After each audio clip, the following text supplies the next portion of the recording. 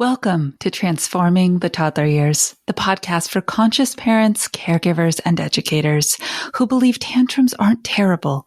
They are powerful opportunities for connection, growth, and learning during the first 5 years.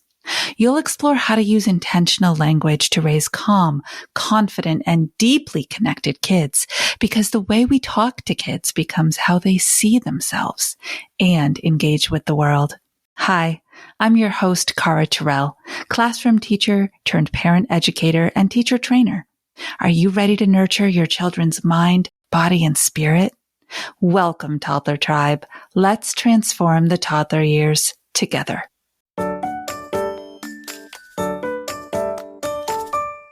Calling all of my teachers and early childhood professionals. Cara here, just popping in to say thank you. One of my favorite things about this podcast is knowing that it's not just parents who are listening, that you are part of this toddler tribe too, because you serve them on a daily basis. Did you know that I do early childhood education trainings, pre-service, in-service? And as often as I can, I float around the United States and beyond to conferences to do the work to help you do the work. I would love to connect specifically with you. So here is an opportunity to get on a one-on-one call with me, work with me. Let's get together. It's totally a free consultation, and I would love to hear who you serve, their ages, their stages, their struggles, and what type of professional development you would benefit from most. Who knows? Maybe I'll create a whole new workshop just for you, your team, and the kids that you serve. Look forward to connecting with you. Welcome back, Toddler Tribe. Today we're talking about the toxic effects of technology on your toddlers, tweens, and teens, the 3 T's today. And I hope you're ready to do some serious thinking about the way that technology directly impacts and influences every area of your life, and therefore every area of your children's and your students' lives. I personally know that I have this love-hate relationship with tech. You've heard me say a million times, and you'll hear me say a million more. Technology is a tool, not a toy. But even that can overwhelm me as someone who runs a business online. I very often feel like even though I'm using technology as a tool, I'm doing it right now to record this podcast for you. When I go on Instagram and I post something for you, I'm using technology as a tool. All the different ways that it serves the bigger purpose, it still feels like I'm doing it too much, that it's having a negative impact on my social well-being. And that is what we really need to think about when we look at how technology directly impacts young brains, the developing of young spirits, and their ability to understand true social dynamics, the relationship that exists between humans and how to navigate that. So we're going to ground today by me directly reading to you from the American Academy of Pediatrics, their best practice recommendations for the development of young brains and bodies regarding screen time. For children from birth to 5 years old, screen time recommendations generally suggest limited or no exposure for infants and toddlers, with a focus on 1 hour a day or less for preschoolers. Specifically, babies under 18 months should have no screen time, except for video calls. And children aged 18 months to 2 years can be introduced to age-appropriate media in small amounts, preferably alongside a caregiver. This is important. I'm going to come back to that. Children aged 2 to 5 years old should be limited to 1 hour of screen time a day, with an emphasis on co-viewing and choosing high quality educational programs. And again, this is from the American Academy of Pediatrics. Okay, so when they break it down, it sounds like this. Birth to 18 months, avoid all screen media, all screen time, except for video calls with family and friends. 18 months to 2 years, introduce to high quality digital media with a co-regulating, co-experiencing with a caregiver. Makes it a shared experience. And there is interaction when you are talking to them and they are engaging back, when you are interpreting what you see, what you feel, what you're learning.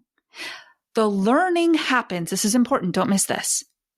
The learning happens through your interaction with the child, not through your child's interaction with the screen. It has been proven time and time and time again that learning does not happen through a screen.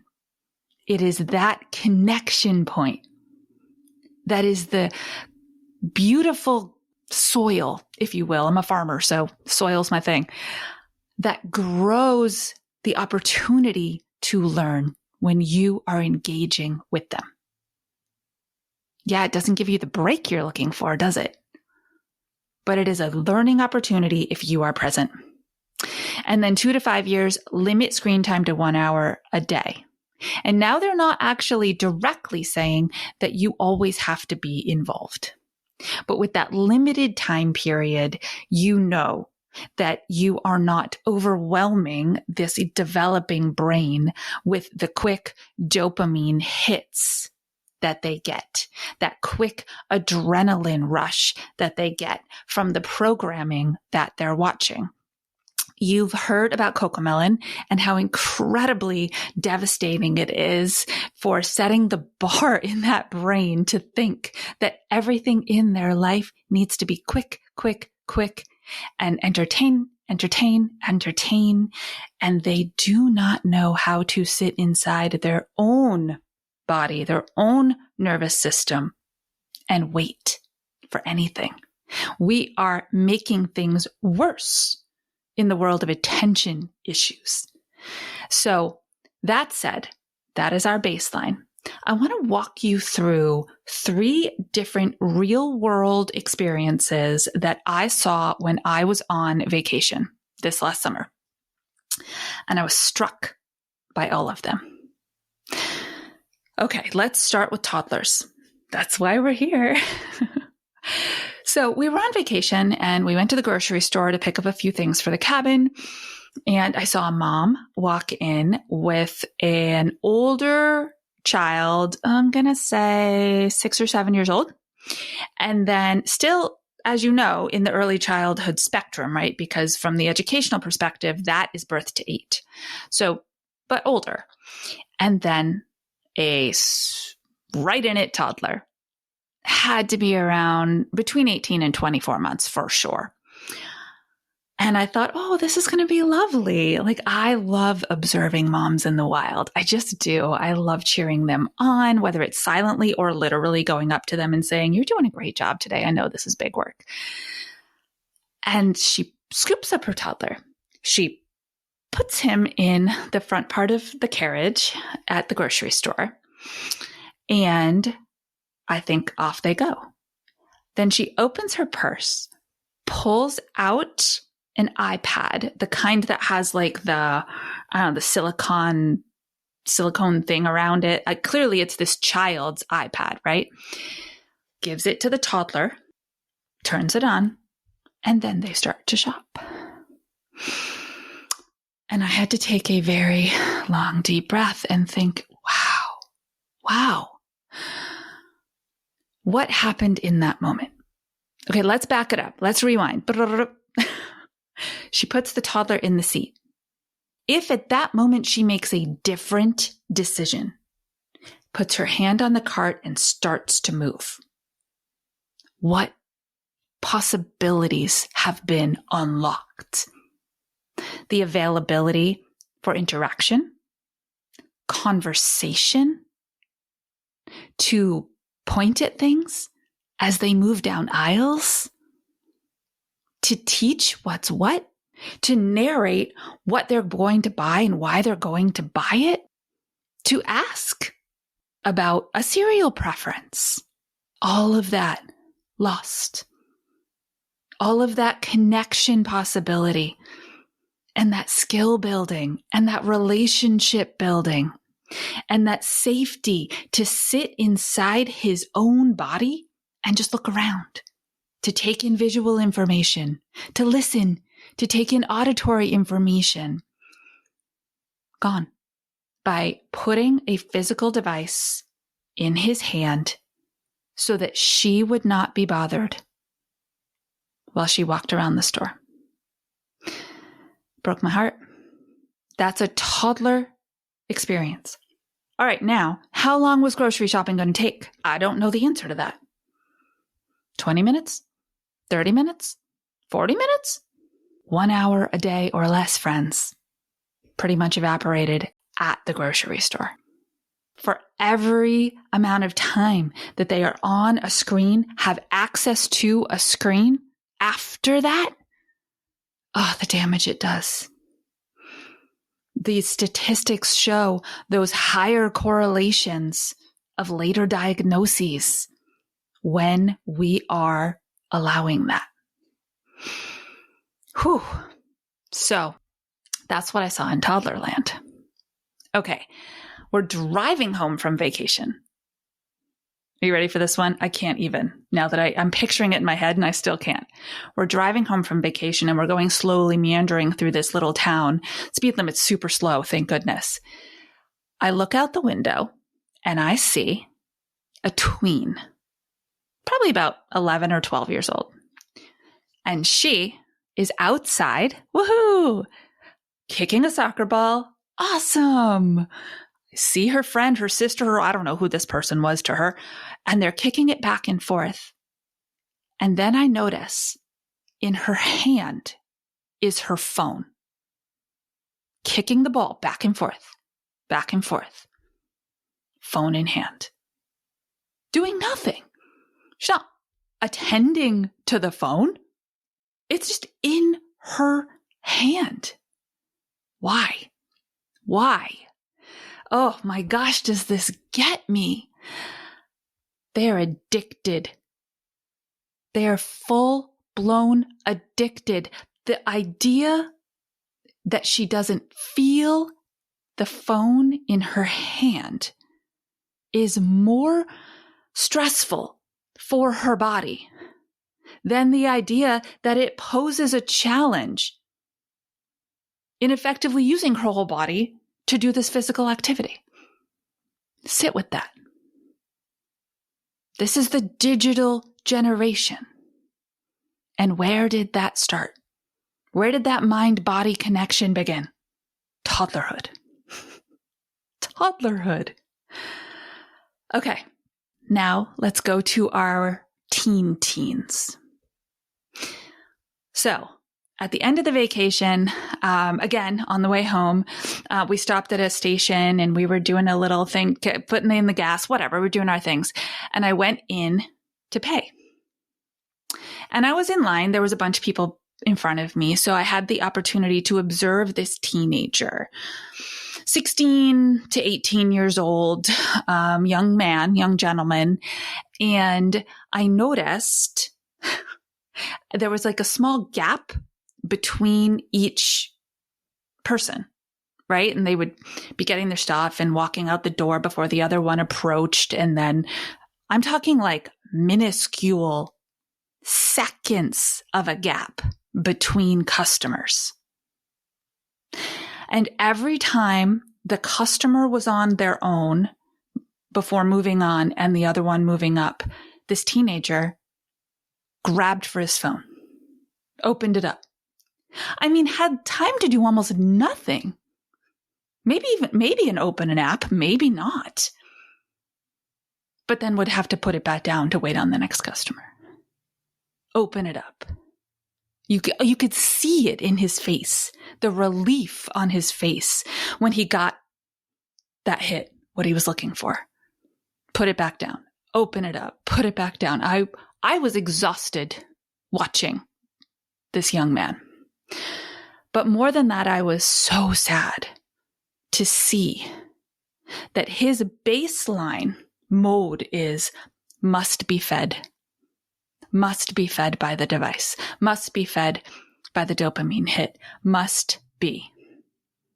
Now we're in full-blown addiction mode, plus this brain who has developed neural pathways that can only feel, quote, safe when they are being fed and entertained by something that's coming from the outward world.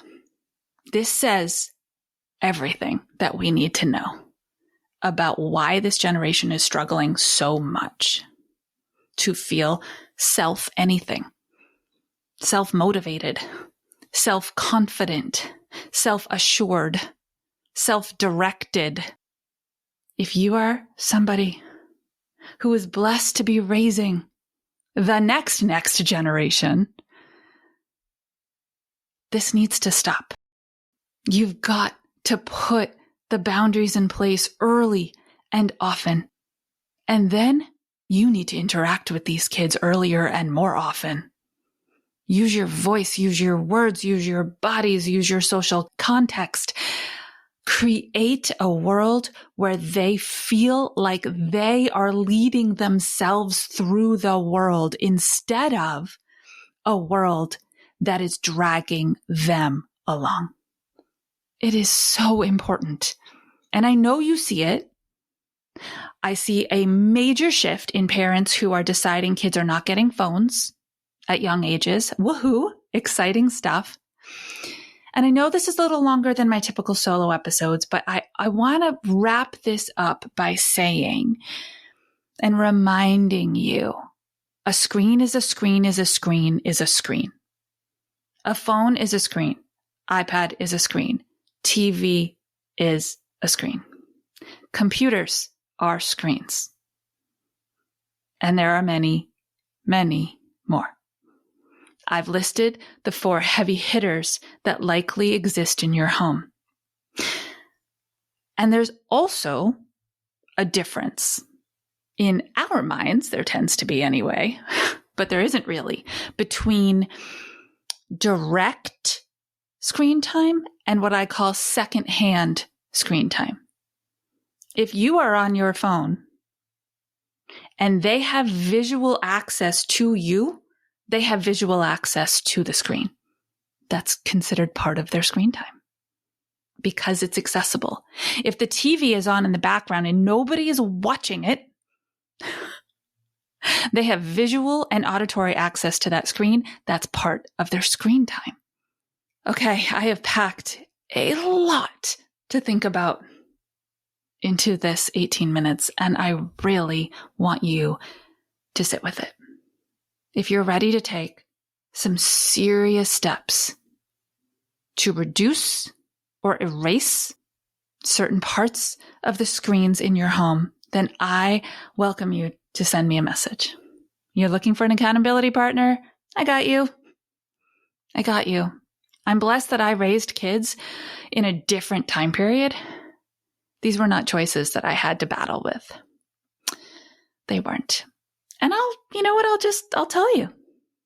My husband and I are still doing this at our age. He's 50, I'm almost 50. We just decided that we were not TV watchers anymore. We removed the television from the home. And we are finding other things to do, and we are choosing to sit inside the uncomfortable of our bodies just want to be entertained. They want to sit there and do nothing and be told somebody else's story, somebody else's vision, and move into we have the ability to create our own experiences. We play games together now. We connect more. We go on walks after dinner. We are doing projects. We do puzzles. It's interaction. instead of absorption. Okay, toddler tribe. I know that there's one thing that you can shift. DM me on Instagram and tell me what it's going to be, and I will cheer for you. You know what to do. Until our next episode, stay mindful and proactive as we transform the toddler years.